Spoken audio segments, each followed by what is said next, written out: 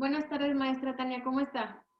Bien, Bueno, les voy a presentar a la maestra Tania Benavides Lara, la cual es licenciada en Educación Secundaria con una especialidad en Formación Cívica y Ética y actualmente labora como docente de secundaria. Bueno, primero que nada, profesora Tania, ¿cómo definiría usted la evaluación educativa?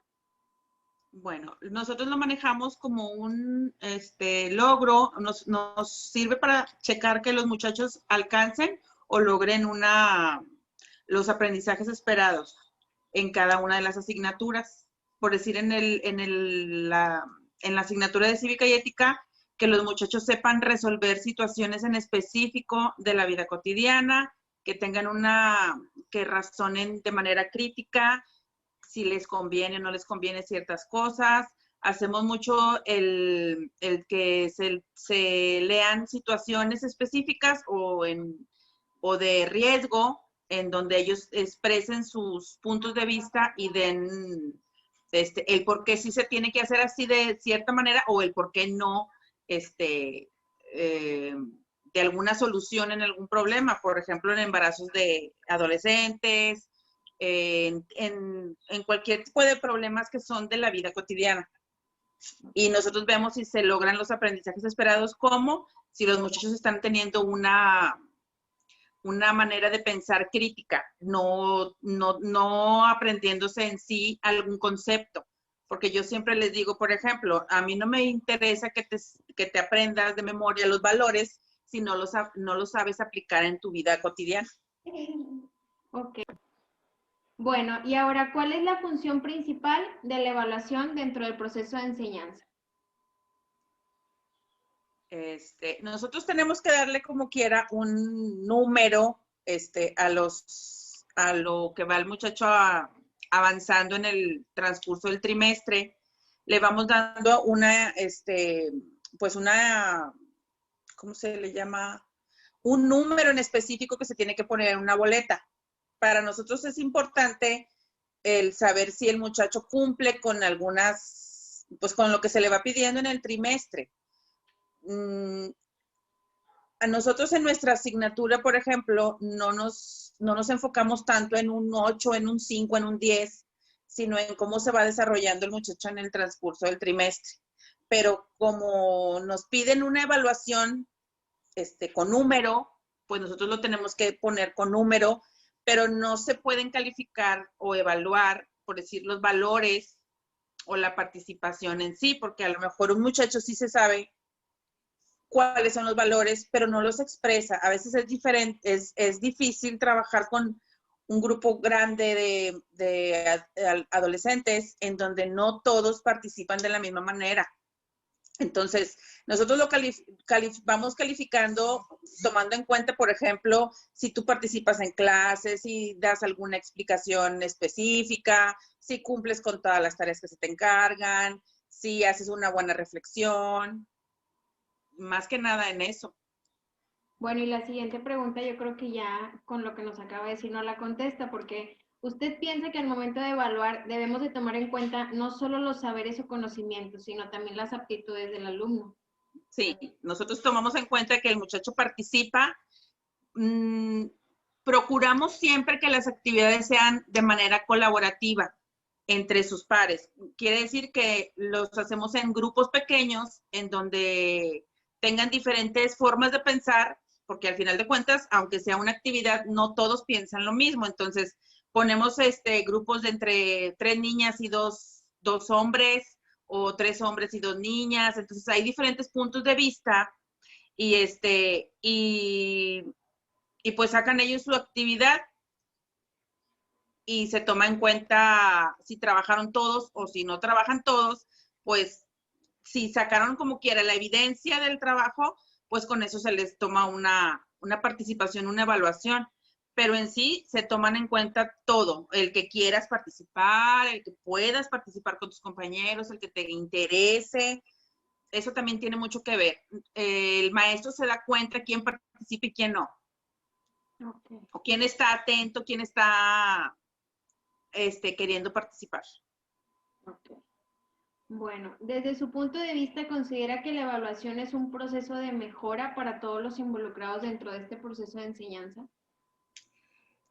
Sí y no. ¿Por qué sí y no? Porque muchos alumnos se sienten frustrados porque sacan un 9, porque no tienen un 10, porque no tienen una buena calificación, y hay otros que se esfuerzan mucho. Yo siempre les he dicho que a veces me interesa más que saquen un 8, pero que sea de ellos y que no sea un 10 en donde ellos se memorizaron todo. Por eso nosotros, en nuestra asignatura, por ejemplo, siempre es de mucho razonar, no es tanto ¿cuál es la definición de, no sé, de valores? No es tanto que ellos se memoricen los conceptos, sino que ellos vayan aportando sus ideas, ellos reflexionen, etcétera. Para mí es un poco difícil tener que ponerles una calificación, porque al final de cuentas es lo que nos pide Secretaría, ponerles un numerito. Pero es difícil a veces que ellos logren entender que si a lo mejor no cumpliste con todas las actividades, pues no vas a tener un 10 completo. Entonces ellos tienen que esforzar al siguiente trimestre para poder alcanzar una mejor evaluación. Okay. Y relacionado a esto, ¿los docentes también cree que les ayude a mejorar su proceso de enseñanza, el proceso de la Sí, evaluación? si nosotros vemos que en el transcurso del primer trimestre vemos que no hubo mucha respuesta en reflexiones, en las actividades, nosotros tenemos que cambiar de estrategias para lograr atraer al muchacho a que participe y que tome en cuenta las actividades. Nosotros también tenemos que checar. En una sola misma escuela es bien diferente a veces el trabajar en el grupo A que en el grupo B, porque a veces en el grupo A tenemos alumnos sobresalientes, pero en el grupo B tenemos alumnos que tienen problemas de déficit de atención, o que no, o que incluso tenemos alumnos que tienen que esfuerzan mucho su vista y a veces tienen que estar muy adelante, o a veces tenemos que incluso leerles los exámenes porque no ven bien, o tenemos alumnos de educación especial que están integrados a la escuela. Entonces nosotros tenemos que ver qué actividades o qué procesos de enseñanza tenemos que aplicar en diferentes grupos. No son unitarios, o no son, más bien, eso está correcto, no son iguales en todos los grupos. Nos tenemos que enfocar y adaptar al grupo en sí, con el que vamos a trabajar.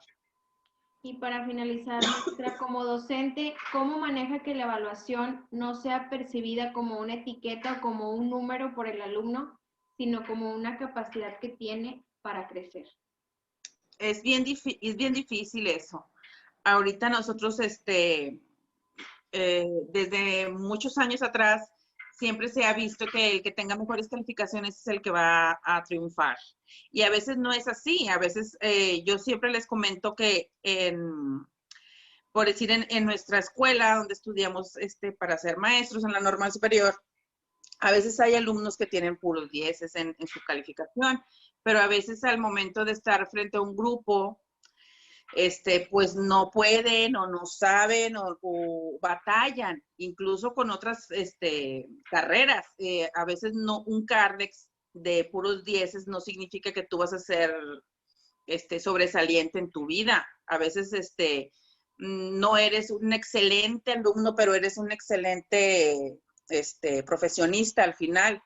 Se supone que nosotros estudiamos en lo que nosotros queremos trabajar en un futuro, pero a veces por las prisas, etcétera, o porque tenemos mucho trabajo, no podemos cumplir con las tareas que nos encomiendan los maestros. Entonces, pero al final de cuentas, el alumno que más empeño le ponga a su carrera es el que va a sobresalir. No necesariamente tiene que ser un número el que te cuente, porque yo les digo, al final de cuentas, el título que tú tengas o que tú saques, nada más va a decir tu nombre y de que eres licenciado o ingeniero, etcétera.